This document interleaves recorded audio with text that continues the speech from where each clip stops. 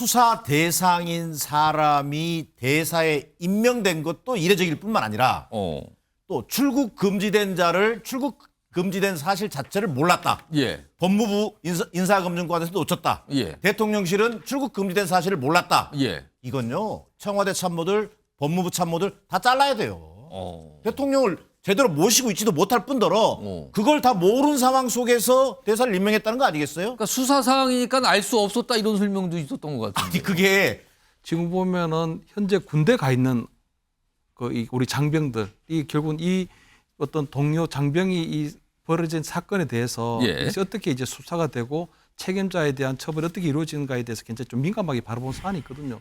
특히 또 민주당에서 볼 때 이거를 탄핵이라든가 아니면 어떤 뭐 여러 가지 뭐 이런 부분을 꺼내는 부분들은 결국은 보면 이번 선거 전략 차원에서도 보면 결국 부재자 투표가 한 30만, 40만 예. 정도 왔다 갔다 하는 부분이 있거든요.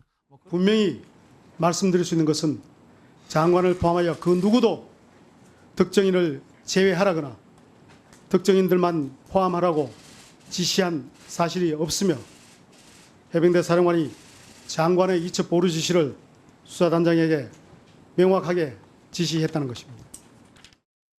우선 이종섭 전 장관 지금 출국금지 해제된 상태인지 여쭙습니다. 본인의 이의 신청이 들어와 있는 것으로 알고 있습니다. 이의 신청이 들어왔으니까 거기에 따르는 이의 신청을 처리하는 절차와 기준에 따라서 처리할 것인데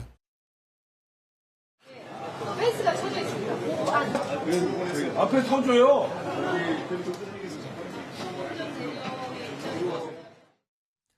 자, 화면 좀 보겠습니다. 이걸 좀 시간순으로 좀 정리한 게 있어요. 그러니까 지금 이 해병대 최상병 관련된 사안 있잖아요. 여기에 대해서 이제 그 관련된 어떤 의혹 사건인데 이거에 대해서 수사 대상자가 됐거든요. 공수처에. 그래서 근데 1월부터 출국 금지가 돼 있다 그러죠.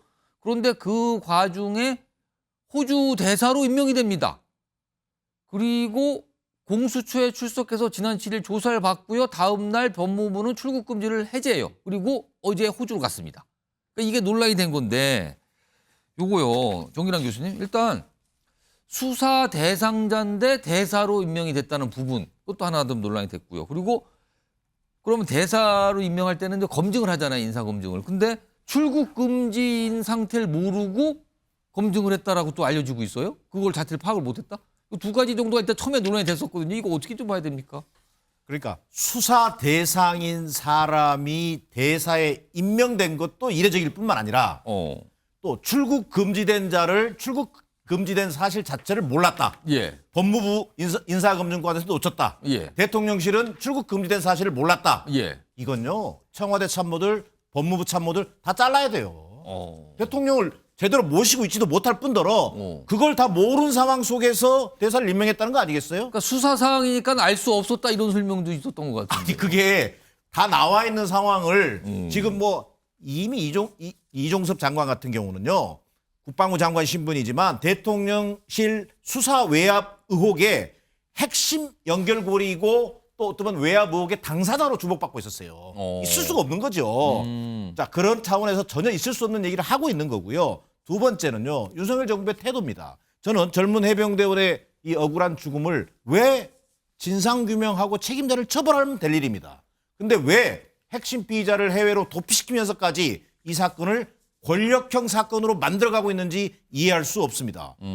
오히려 윤석열 대통령 검찰 출신입니다. 진실 규명을 덮으려고 하면 할수록 이 진상 규명에 대한 요구는 더 커질 수밖에 없고요. 오히려 또 권력형 사건으로 번질 수밖에 없다라고 하는 것을 그 누구보다도 잘 알고 있을 거라고 생각되어집니다.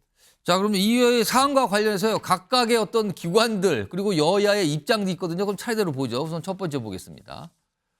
자, 여기 보면 공수처가 있고요. 그래서 법무부잖아요. 공수처는 사실 규명 위한 수사 절차를 계속 진행해 나갈 것이다. 지금 호주로 간 상태인데 그래도 뭐 사실 규명 위한 수사 절차는 계속한다. 수사 계속한다. 그리고 법무부는 이 출금 조치 해제에 대해서 당사자가 수사에 적극 협조하겠다고 한 점들을 고려해서 출국 금지를 해제한 거다. 이런 입장을 냈어요. 여야 입장도 좀 볼까요? 민주당에서는 지금 굉장히 이거 갖고 좀 압박을 하고 있죠. 이종섭 출국에 관여한 외교부 법무부 장관 탄핵 추진할 것. 탄핵 얘기가 또 나왔네요. 여기서. 국민의힘은 아니 이종섭 출국 공직자로서 공무 수행하는 겁니다. 그리고 이거 외교인데 왜 정쟁합니까 지금 약간 이런 취지의 어떤 입장도 냈습니다. 정신 변호사, 이거 좀 어떻게 좀 보시나요 이 사안? 일단 출국 금지는 법무부 장관이 하는 건데요. 예. 만약에 출국 금지가 된 사람은 자기가 출국 금지가 된 사실을 안 날로부터 10일 이내에 이의 신청할 수 있도록 되어 있어요.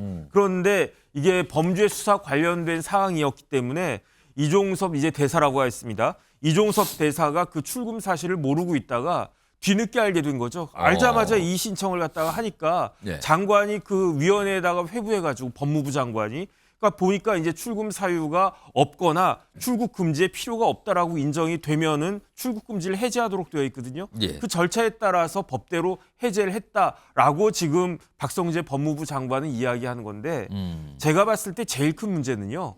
다른 데가 아니고 공수처예요. 왜냐하면 공수처가 지금은 수사할 능력이 안 됩니다. 왜냐하면 지금 공수처가 어떤 상황이냐면 예. 공수처 처장이 있습니까? 없어요. 그러면 처장이 없으면 누가 직무대리합니까? 차장이 직무대리하잖아요. 공수처 차장이 있습니까? 없어요. 처장도 없고 차장도 없으면 누가 직무대리하느냐? 수사 1부장이 하도록 되어 있는데 수사 1부장도 없어요. 그래가지고 지금 공수처장의 직무대리를 그 수사 2부장이 하고 있단 말이에요. 이렇게 공수처가 난맥인데 그러면 공수처가 우리는 수사할 수 없다. 딴 데서 해라. 검찰에서 해라. 이러면 되는데 계속 공수처가 들고만 있고 일을 처리를 갖다 못하는 가운데 이런 일이 벌어졌다. 저는 그렇게 생각이 듭니다. 자, 김철영 교수님 한 1분 좀 남았는데 근데 민주당에서는 지금 이걸 계속 압박을 하는데 그러니까 정권 심판을 지금 계속 외치고 있잖아요. 그래서 이 사안까지 묶어서 계속 또 압박을 하는 건가요? 민주당에서 탄핵 얘기까지 나왔네요, 지금. 이게 상당히 이제 휘발성이 큰 사안이거든요. 왜냐하면 이게 어쨌든 일단 그 군에 간 아이가 죽었다는 거고요. 문제는 그 이제 실종자를 수색하는 과정에서 한다는 부분이고 지금 보면은 현재 군대 가 있는 우리 장병들이 결국은 이 어떤 동료 장병이 이 벌어진 사건에 대해서 예. 이것이 어떻게 이제 수사가 되고 책임자에 대한 처벌이 어떻게 이루어지는가에 대해서 굉장히 좀 민감하게 바라본 사안이 있거든요. 특히 또 민주당에서 볼 때 이거를 탄핵이라든가 아니면 어떤 여러 가지 이런 부분을 꺼내는 부분들은 결국은 보면 이번 선거 전략 차원에서도 보면 결국 부재자 투표가 한 30만, 40만 예. 정도 왔다 갔다 하는 부분이 있거든요. 아마 그런 부분까지도 전체적으로 고려한 게 아닐까 이렇게 보입니다. 그러니까 총선을 앞두고 약간 이슈처럼 비춰진 그런 논란입니다. 이런 내용 지금 야당에서는 압박하고 있고요. 또 여당에서는 적극적으로 그거에 대해서 반박하고 이런 상황이죠. 왔다 갔다 하고 있습니다.